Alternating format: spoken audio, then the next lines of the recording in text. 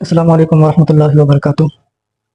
आज हम लोग पढ़ने जा रहे हैं तिब्बे अहद अब्बासी यानी मेडिसिन इन अब्बासी पीरियड। इनको हम पॉइंट वाइज पढ़ेंगे ताकि हमें यूनिवर्सिटी में लिखने में आसानी होगा।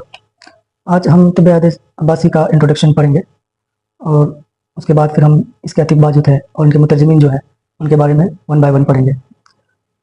तो हम देखते हैं कि जो अहद अब्बासी है वो कब से कब तक के दौर को अहद अब्बासी कहते हैं। तो 750 से लेकर ये 1258 की जो एडी है तो इनको क्या कहा जाता है, अहद अब्बासी या दौर अब्बासी यानी अब्बासी दौर कहा जाता है। इस दौर में अब्बासी खलीफा हुक्मरान थे, इसलिए इसको अब्बासिया का ज़माना भी कहा जाता है। तो यहाँ पे सवाल ये आ सकता है कि अब्बासी दौर को अब्बासी दौर क्यों कहते हैं। तो इसका जवाब ये होगा कि अब्बासी खलीफा हुक्मरान थे इस दौर में, जिसकी वजह से इसको अब्बासिया का ज़माना भी कहा जाता था। तो अगला पॉइंट है कि अब्बासी खिलाफत का सिलसिला अहद उम्वी के इख्तिताम से शुरू हुआ। यानी अहद उम्वी जब ख़त्म हुआ, हम इससे पहले पढ़े हैं कि अहद उम्वी जो 750 में इसका एंडिंग हुआ था। जब इनका एंडिंग हुआ 750 में, तो उसके बाद क्या हुआ था, अब्बासी खिलाफत का सिलसिला शुरू हो गया था। पहले अब्बासी खलीफा अबुल अब्बास था। ये इंपॉर्टेंट क्वेश्चन है, यहाँ पे ऑब्जेक्टिव बन सकता है कि सबसे पहला खलीफा कौन था। तो अबुल अब्बास था, जो 750 से लेकर 754 एडी तक उन्होंने हुकूमत किया था।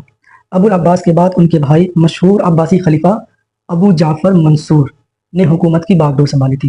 यानी अबुल अब्बास के बाद जो है उनके भाई अबू जाफ़र मंसूर ने हुकूमत किया था। कब से कब तक हुकूमत किया था उन्होंने, 754 से लेकर 769 एडी तक उन्होंने हुकूमत किया था अबू जाफ़र मंसूर ने, जो किसका भाई था, अबुल अब्बास का।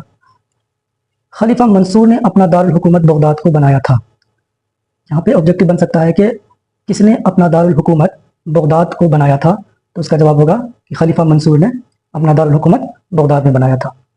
तो अब्बासी खलीफा उलूम व फ़नून की तरक्की व तौसी के लिए हरदम कोशा रहते थे। यानी अब्बासी खलीफा जो थे वो इल्म फ़न की तरक्की के लिए हरदम कोशिश करते रहते थे, हरदम फिक्रमंद रहते थे ताकि उसको ज़्यादा से ज़्यादा तरक्की कैसे मिले।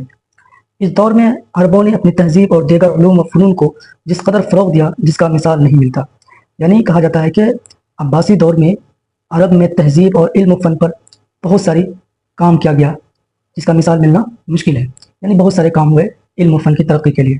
इस दौर में अरब में इल्म फ़ज़ल के दरिया बहते थे और अरबी तहजीब तमाम दुनिया पर छाने लगा था।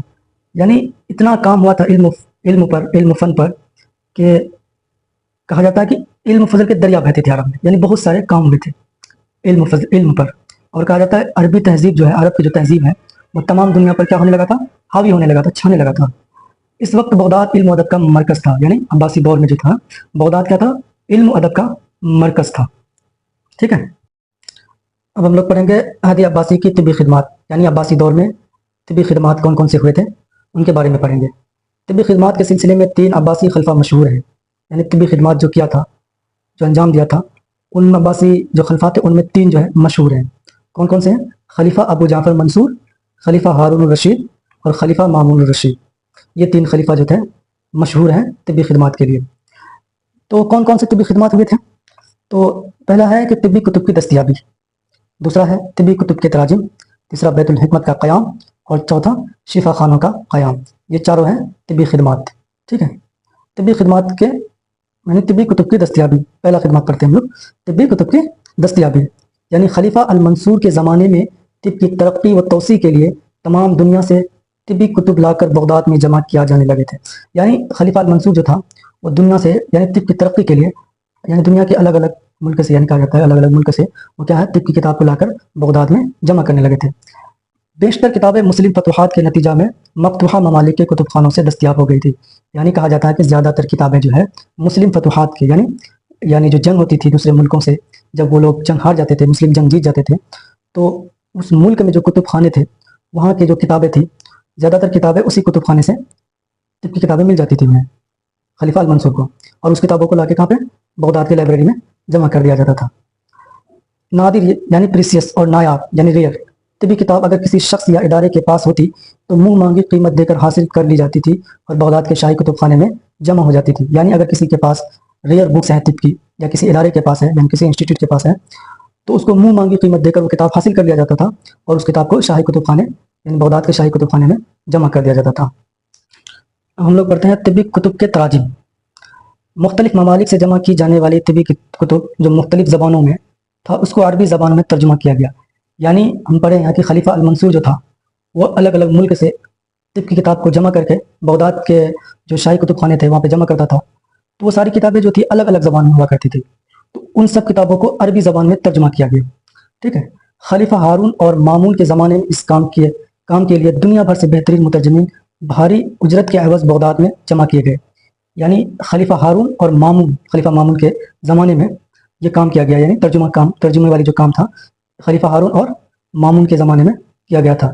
اور دنیا بھر سے جو ہے بہترین مترجمین یعنی ترجمہ کرنے والا اچھے ترجمہ کرنے والے کو بھاری اجرت یعنی زیادہ پیسے دے کر یعنی زیادہ پیسے کے عوض میں بغداد میں جمع کیے گئے تھے تاکہ وہ ان کتابوں کو بہتر طریقے سے ترجمہ کریں. ٹھیک ہے. تو یونانی، سریانی، نصرانی، فارسی وغیرہ زبان میں دستیاب طبی کتابوں کو عربی میں ترجمہ کیا گیا تھا. یعنی کون کون سے زبان میں کتابیں تھیں؟ یونانی زبان میں تھی کچھ کتابیں سریانی زبان میں تھی، کچھ نصرانی زبان میں تھی، کچھ فارسی زبان میں بھی تھی، اور بہت ساری زبانوں میں کتابیں تھیں. تو ان سب کتابوں کو کیا تھا؟ عربی زبان میں ترجمہ کر دیا گیا تھا. اب ہم لوگ پڑھتے ہیں بیت الحکمت کا قیام.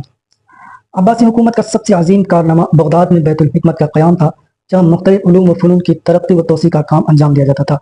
بیت الحکمت کیا ہے؟ ایک ادارہ ہے.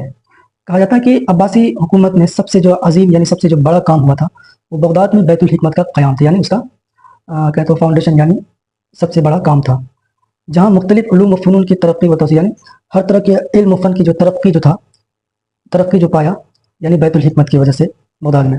بیت الحکمت کی طبی خدمات مشہور ہے.